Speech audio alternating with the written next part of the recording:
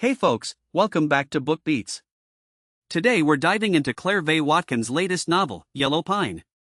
It's a story that blends the grit of the desert with a quiet, aching heart. The book's headline is a shocker, an existential crisis that turns into a pregnancy decision.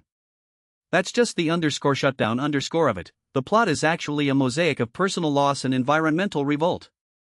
Let's start with the protagonist.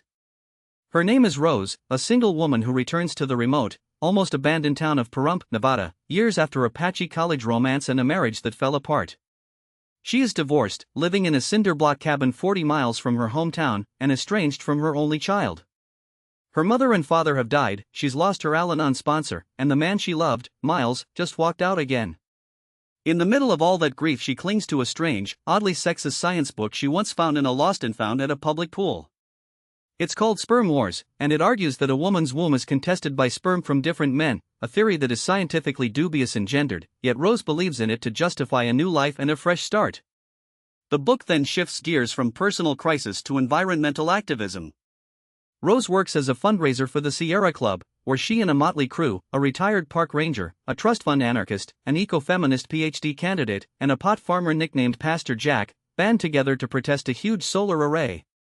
This array is slated to cover 5,000 acres of arid land the energy company has named Yellow Pine, the same name as the novel's title.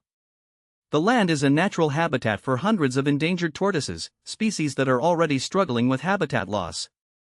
As the story unfolds, the tortoises themselves become symbols of resilience. When the Bureau of Land Management starts evicting them for the solar project, the tortoises return to their burrows, searching for food, mates, and shelter. But instead of finding home, they face a new barrier, a tortoise exclusion fence, replacing pink-flagged stakes that had marked the boundaries. The persevering animals try to return slowly, but the fences and human activity impede their way back in ways the book's characters discuss with equal parts dread and hope. This novel doesn't just present a fight for wildlife, it paints the stark reality of a land at the intersection of natural heritage and corporate ambition. The characters' conversations echo real activism, reflecting how the Sierra Club and others critique the culture of idiots, ostriches, and profiteers that corporations bring. The book returns to the opening idea of contradiction that Rose is stuck between the sexist scientific longing of sperm wars and her fight to preserve the land she's now called home. So Yellow Pine is, at once, a meditation on female agency and an environmental salutation to the slow, steady perseverance of those who exist at the margins of our society. Vaye Watkins paints a world where a woman's personal crisis is illustrated through the finality of a small land's future, a land with ancient tortoises and a solar array that threatens to erase their home. That's the heart of the story. There's a lot more nuance in the detailed prose, we're not dissecting every line, but the key points are that Rose and her friends rise up, and the book asks what is at stake when we choose progress over preservation. Thanks for all the stays, folks.